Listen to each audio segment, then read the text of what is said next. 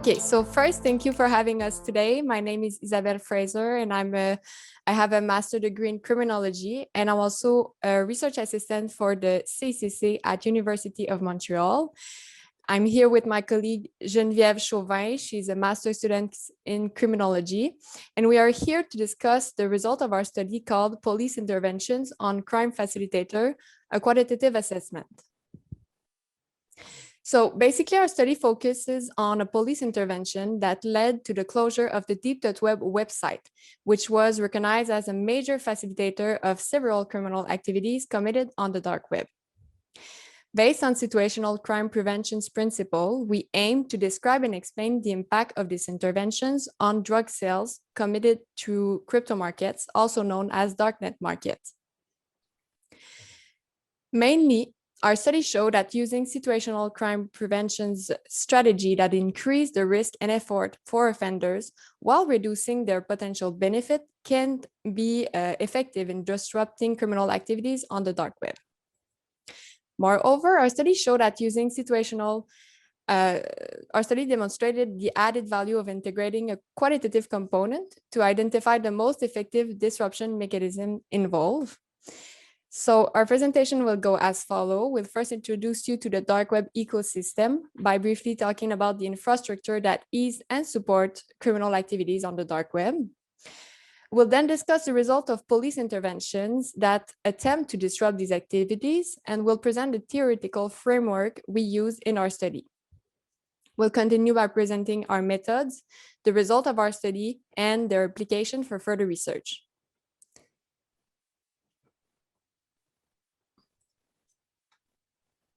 Sorry. So Deep.web was a pillar for the dark web community because it represented the main source of information and news related to crypto market activities. As you can see on the homepage of the website, Deep.web maintained a list of crypto market, but also participated in the launch of new platforms, which greatly simplified the search process for interested users. Deep.web was also recognized for the reliability of the referral link it provides, and it also includes guides on beginner guides on how to buy drugs through crypto markets online, how to maintain a proper operational security, and it also gave advice on how to safely use cryptocurrencies. Above all, Deep.web reduced the uncertainty of crypto market participants by allowing them to make informed decisions about which market to turn to. But what are crypto markets?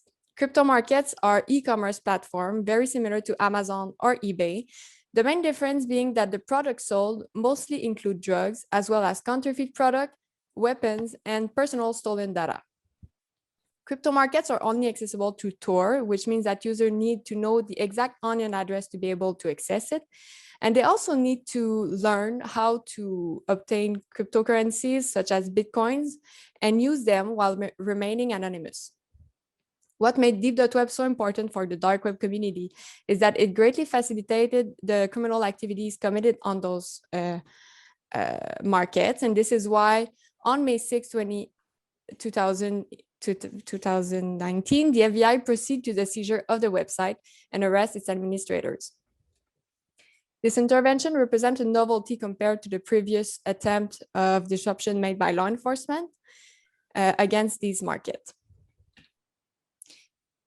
Indeed, since the creation of the very first crypto markets in 2011, these websites have been targeted by many internationally coordinated police operations.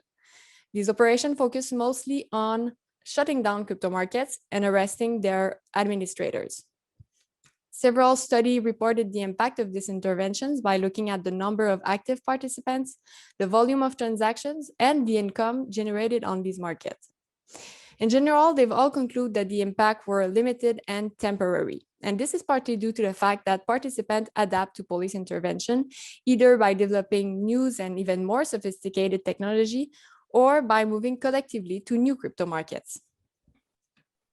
So, as shown in the graph, the revenue generated by the various crypto markets are still growing despite the repeated disruption made through the years.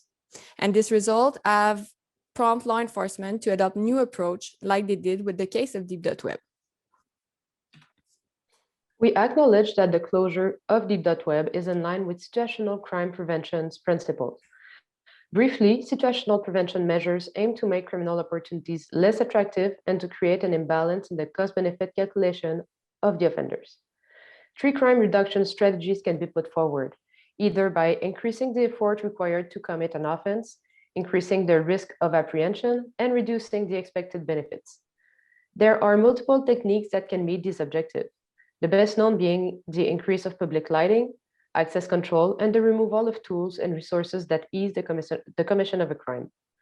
Many studies have shown that situational prevention can be effective against different crimes, and several researchers have already applied its principles to the cyber field. One of the main criticisms of situational prevention is that it does not reduce crime, but only displaces it. However, systematic reviews show that displacement is not an automatic consequence and is more often incomplete. We don't know if the removal of the infrastructure that heats crypto market activities by law enforcement is an effective prevention technique against those crimes. And that's why we use the closure of deep.web to try to understand its impacts on the sale of illicit drugs on the darknet. To do so, we collected posts on discussion forums dedicated to darknet activities in order to grasp the perspective of participants on the disruption mechanism at work and to understand how they adapted to them. We have identified 14 discussion forums, a majority of which were located on the darknet. Our analysis are based on 74 threads, which included 2,841 messages. We collected data going up to 6 months after the intervention, considering that after this period, we had reached a level of saturation in the communications. The QDA miner software was used to code the data and to assess the inter-judge agreement. We finally carried out a thematic analysis based on an inductive approach. Now, let's move on to the result of the study. The first team refers to the situational prevention mechanism underlying the police intervention that led to the closure of deep.web. Its three subteams relate to the strategies proposed by Clark and Cornish. The second team relates to the impacts of these strategies on darknet participants and their responses. While some seem to want to slow down their activities on the dark web, others discuss possible adaptations in response to the disruption mechanism. The first disruption mechanism identified is to increase the efforts required to participate in criminal activity on the darknet by controlling access to facilities, tools, and resources that help offenders to commit crimes. Indeed, by shutting down deep.web, law enforcement has eliminated one of the main access routes to crypto markets. Many participants highlighted the influence that deep.web had on crypto market traffic flows and suggested that the effects of removing the platform would possibly be greater than any single market removal. Also, deep.web was helping to bring many key resources together on a single platform. Therefore, most participants mentioned that the closing of deep.web significantly increased the time and effort required to learn how to use the darknet and to be successful. On the other hand, more experienced members said they were less affected by the intervention since they were aware of other relevant information resources and had saved useful links to access the markets. The second disturbance mechanism identified is the increase of external and internal risk in the ecosystem. External risk is understood as the risk caused by law enforcement, such as being identified and arrested by the police. Internal risk refers to the risk posed by other darknet participants, such as fraud, scams, and phishing.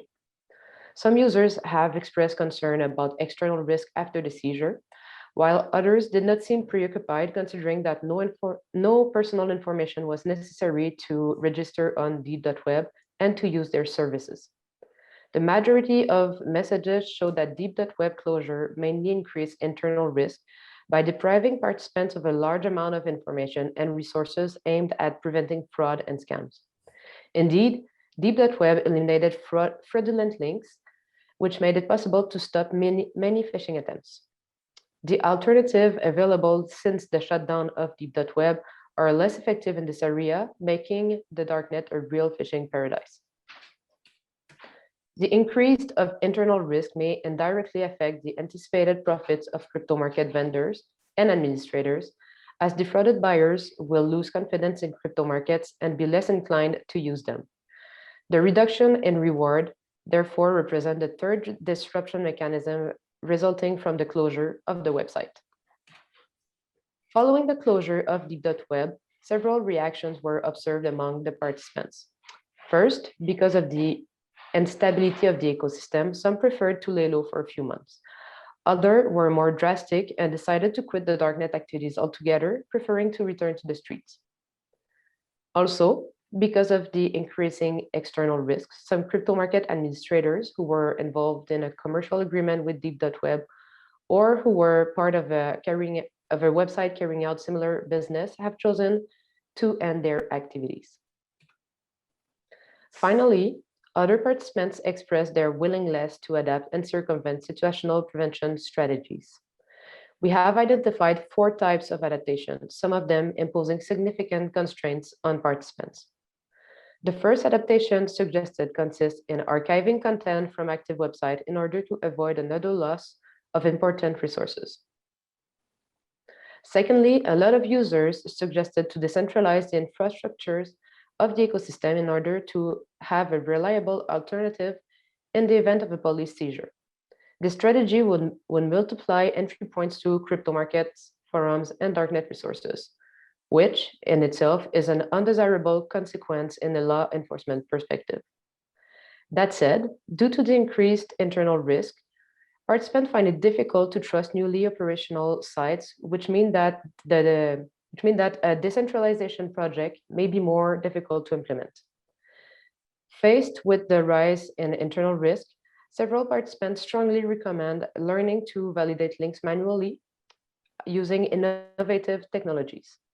If this method would make it possible to stop many fraud attempts and to bypass the disruption caused by the closure of Deep.web, it requires participants to develop a certain expertise, which is not accessible for everyone. In fact, many people struggle using basic technologies required to properly assure their anonymity on the dark web. The knowledge of effective protection measures does not guarantee that participants will implement them, some being careless and others being driven by the idea to make profit or obtain consumer product easily and quickly. To reduce the internal risks, some market administrators have chosen to restrict or privatize access to their platform so that only users who have been invited can have access. That means, at the same time, that they reduce the flow towards their markets. Here is a model of the impact we've discussed earlier and how they interact together. As you can see, some users chose to abandon their darknet activities while others have demonstrated adaptability. Thereby, our results align with those of theoretical and empirical research on the effectiveness of situational prevention, stating that displacement is generally incomplete.